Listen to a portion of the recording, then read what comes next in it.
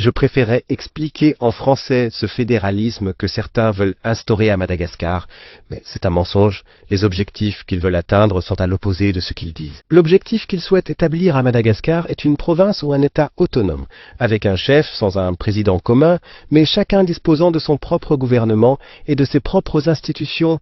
On l'appelait auparavant une confédération. C'est une nouvelle forme de fédéralisme. La différence réside dans la constitution et dans la méthode de gouvernance politique.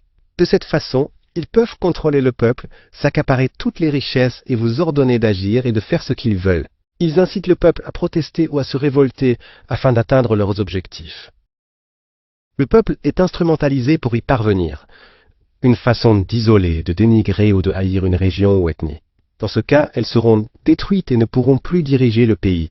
Mais c'est un mensonge de prétendre que cet objectif n'est pas une question d'ethnicité. Deux systèmes de régime. Federation.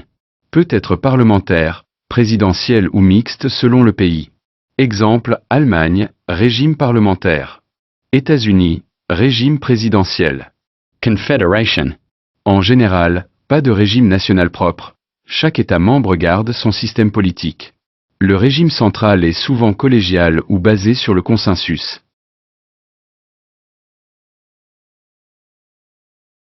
Vous connaissez désormais la vérité, son but et ses objectifs. Il ne tient qu'à vous de les prendre en main et d'en assumer la responsabilité.